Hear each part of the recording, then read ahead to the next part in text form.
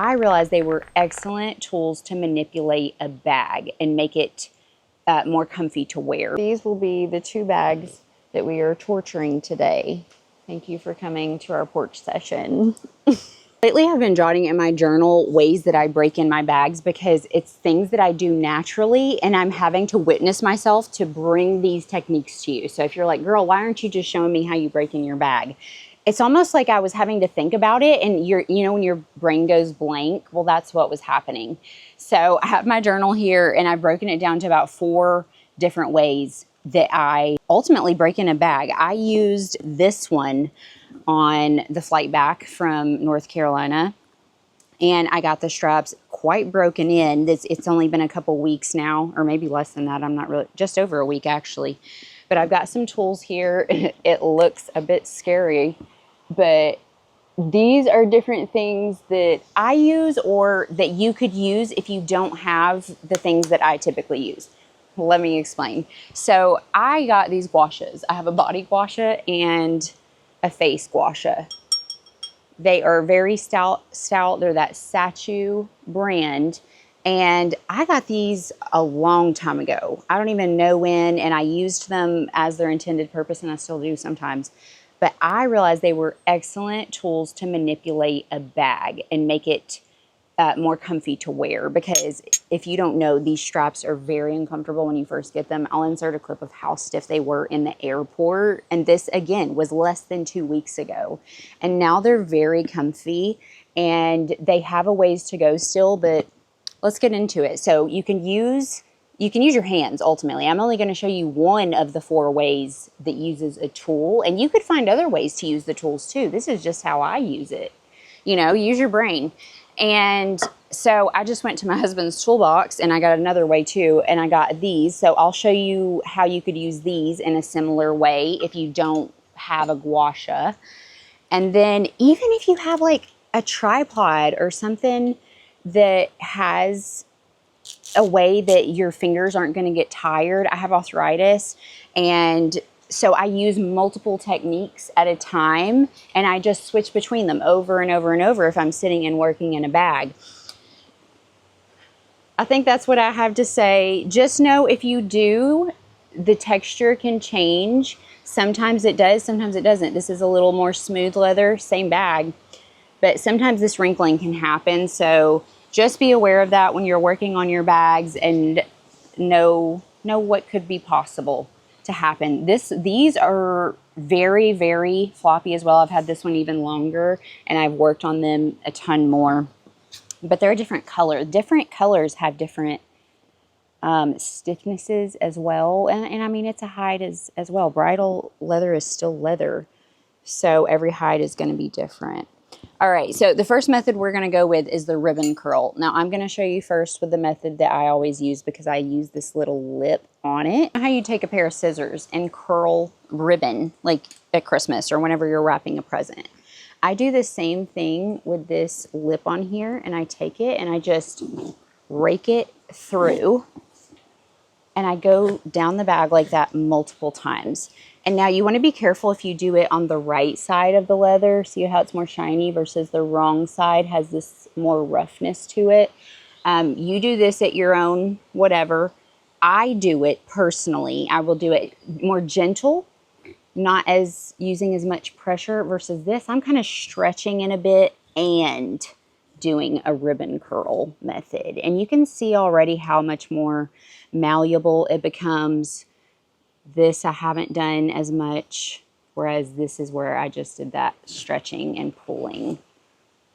It just gets really soft really fast. So that's method 1, ribbon curl. Next, we're going to do about the walking pinch, okay? Oh, no, wait. Let me show you the other tools. I got ahead of myself. I just looked over here. All right, so I wiped these off as well. Make sure there's no like grease or anything that can damage your bags or get on them. And you want to be careful with the point. Again, do all of this at your own bag and bodily risk. Use it. Do it the same way, ribbon curl. You can also do some friction, holding it taut, going back and forth.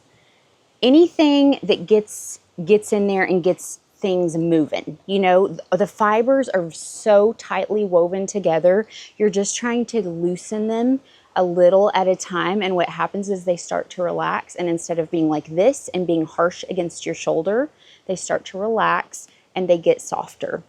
So you can do the same thing. Again, I haven't really used this, but it is a tool that you could figure out. This might be the better option with that little edge. Just get a wrench.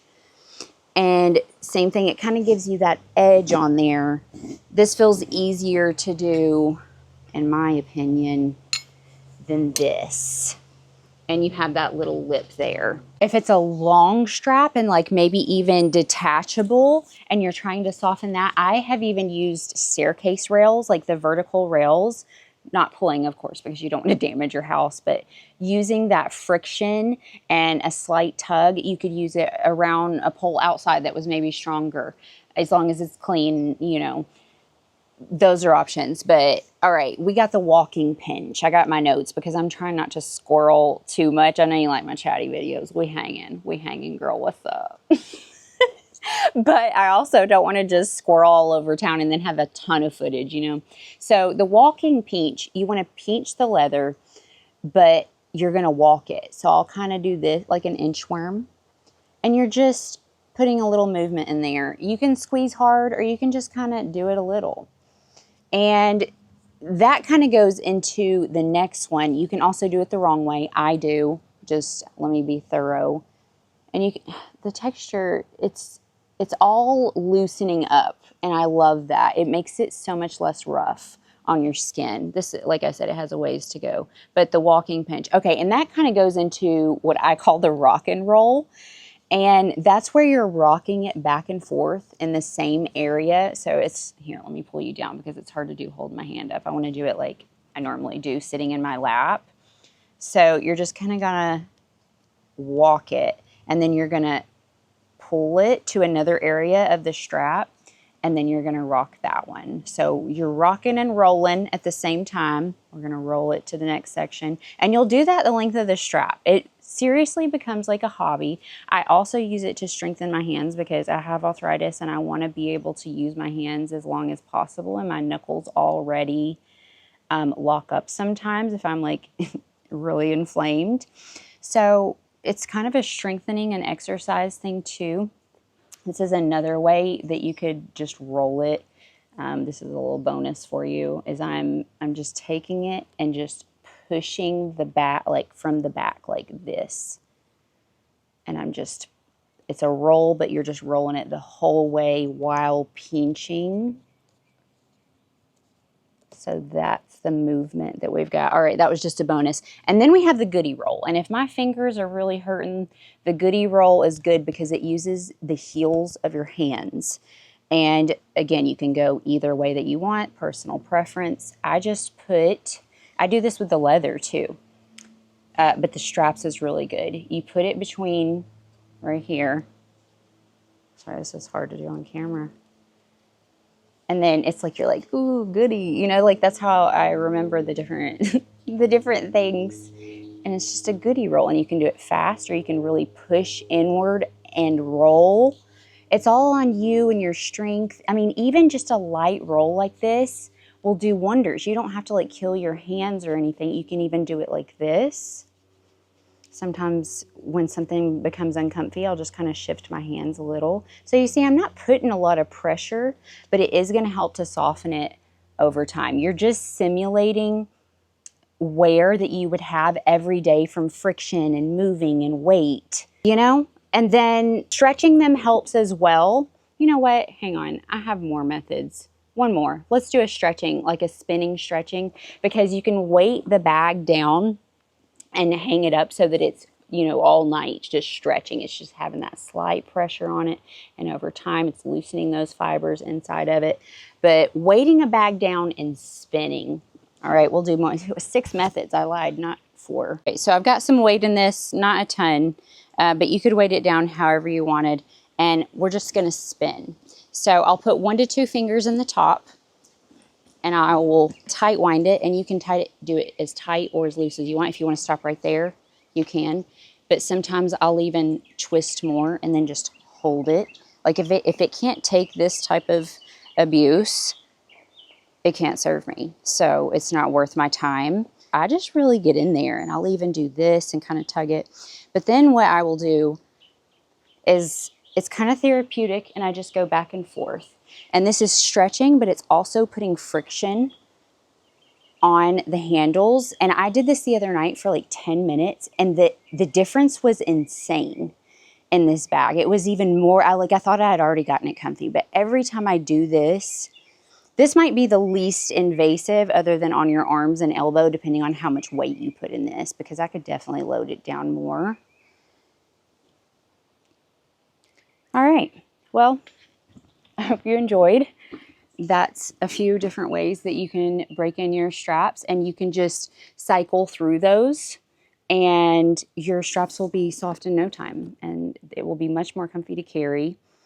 And, you know, you can add flare. I'm going to add a little D-ring to my bag so that I can put flare on the outside. You like pop it in this little thing right here. Wonderful. If you're just painfully carrying the bridle straps that are on the tote bags, this video is for you, because where have you been, ma'am?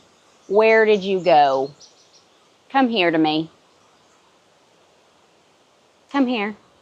What did you do? You better not have went to the frog pond. I think she went to the frog pond. Harley.